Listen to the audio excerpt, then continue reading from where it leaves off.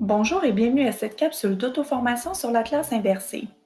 Nous sommes très heureux que vous preniez le temps de regarder cette auto-formation et que vous sortiez de votre zone de confort pour explorer comment il est possible de favoriser l'apprentissage et la collaboration des élèves avec la classe inversée. Cette capsule fait partie d'une série de 10 vidéos d'auto-formation sur la classe inversée. Les vidéos sont nivelées selon le degré d'appropriation de la pédagogie. À l'intérieur d'un même niveau, les capsules peuvent être consultées dans l'ordre désiré selon votre intérêt. Encore une fois, au nom des élèves, nous vous remercions de votre engagement. Donc, nous allons commencer du côté de l'élève. Pour la classe inversée, comme il ne va plus avoir de cours magistral en classe, cela veut dire qu'à la maison, il va avoir des cours à regarder. Grâce à ces vidéos, il va pouvoir avancer à son rythme, prendre le temps d'écouter le cours, prendre des pauses, reculer en arrière pour réécouter. Et ce qui est intéressant, c'est de lui demander de compléter une fiche, de prendre des notes, de remplir un questionnaire, de noter ses questions pour qu'il soit acteur. C'est-à-dire à la maison, ce temps n'est plus consacré à faire des exercices. Car on le sait tous, quand l'élève a des difficultés avec ses exercices à la maison, soit il ne fait pas son travail, soit il abandonne. En fait, très peu se donnent les moyens d'accomplir la tâche. Il aura donc son cours à apprendre à l'aide de différents supports. Et donc, en classe, tout le temps sera partagé avec l'élève, ce sera pour la pratique. Pédagogie par projet, sous-groupe, exercice, jeu de rôle, à vous de trouver différents outils pour mettre l'élève en action. Du côté de l'enseignant, vous comprendrez que toute cette partie doit être préparée en amont. Du côté de l'enseignant, si on reprend avec notre travail en amont, donc le matériel est préparé pour la séquence d'apprentissage. Peut-être le plus gros défi de la classe inversée est d'avoir pensé à l'avance à beaucoup de matières, surtout quand on crée des vidéos avec un seul contenu, car ces séquences se consomment très vite. Une fois le travail planifié, ce sera entreposé sur une plateforme. On pourrait penser à Teams ou au EAV. Le contenu peut être votre propre matériel que vous avez créé, par exemple vos vidéos ou des ressources que vous avez trouvées, par exemple une capsule sur YouTube. En classe, ça veut dire pour l'enseignant, la première chose est que nous n'avons plus à répéter cette leçon.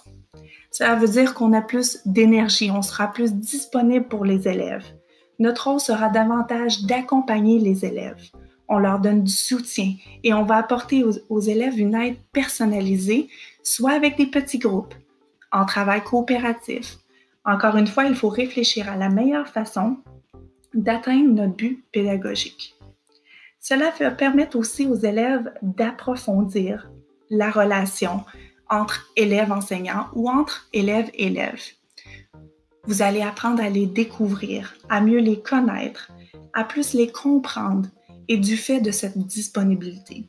Et de plus, pendant le cours, vous allez vérifier la progression de chacun lors de leur travail, de faire le point, de leur fournir une rétroaction, des pistes de réflexion pour la suite. Grâce à ces nouvelles dispositions entre les élèves et l'enseignant, se dégage plus de collaboration. Donc, de cette nouvelle collaboration va naître évidemment plus de liberté. Sur cette partie, en tant qu'enseignant, ce qui est intéressant de réfléchir, c'est peut-être de revoir les règles de votre classe. Dans une classe traditionnelle, on aime généralement avoir le silence ou du moins limiter les bruits de fond. Mais maintenant qu'on n'a plus à donner cette leçon, est-ce que ces règles sont toujours valables? De son côté, lui, l'élève va être beaucoup plus acteur dans son savoir puisqu'il a beaucoup plus sollicité pour s'impliquer autrement. Et ça veut dire qu'il va avoir le droit de bouger, qu'il va avoir le droit de parler.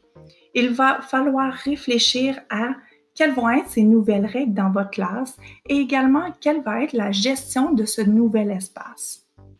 L'élève va maintenant avoir beaucoup plus la possibilité d'échanger pour vérifier son savoir aussi bien avec vous qu'avec ses camarades de classe pour essayer de construire, suivant ce que vous aurez mis en classe, que ce soit des jeux de rôle, la pédagogie par projet, de la pratique.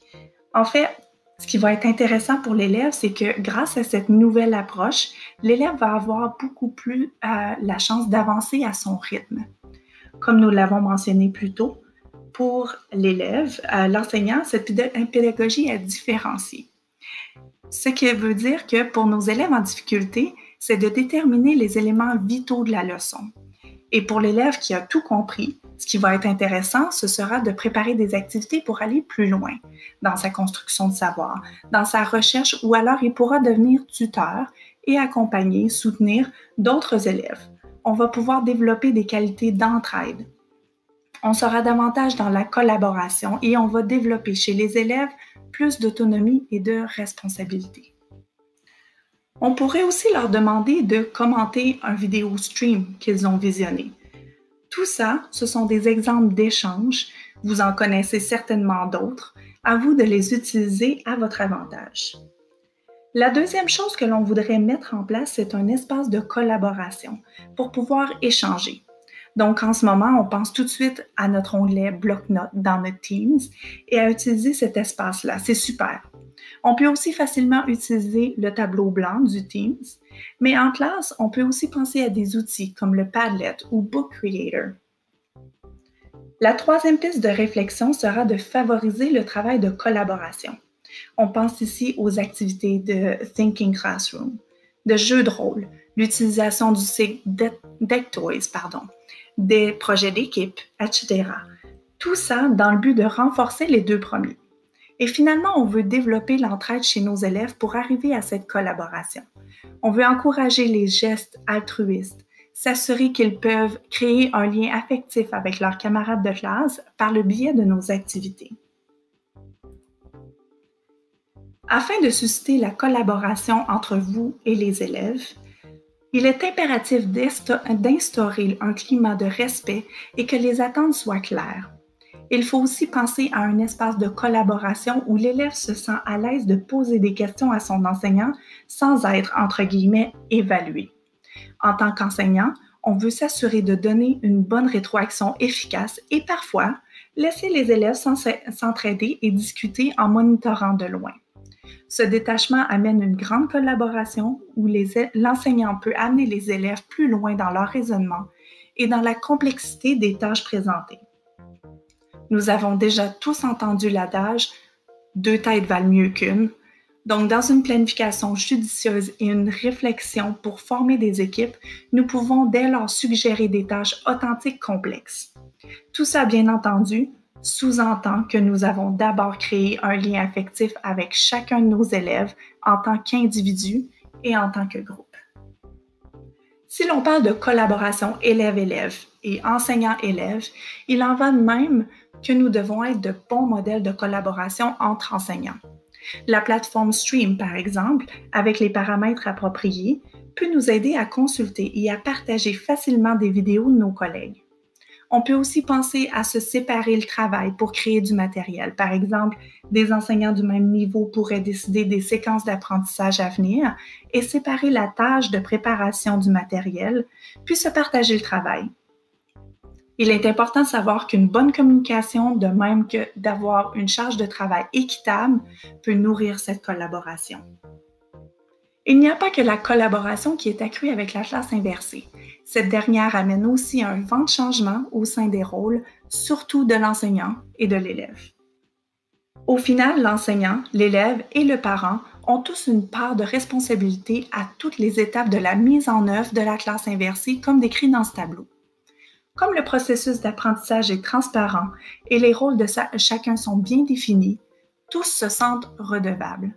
En tant que membre de l'équipe, chacun fait sa part pour assurer le bon fonctionnement. C'est un travail de collaboration. En terminant, nous vous rappelons que dans l'EAV, en cliquant sur le bouton « Apprentissage à distance », en plus des capsules d'auto-formation nivelées, vous y trouverez beaucoup de ressources et d'informations en lien avec la classe inversée.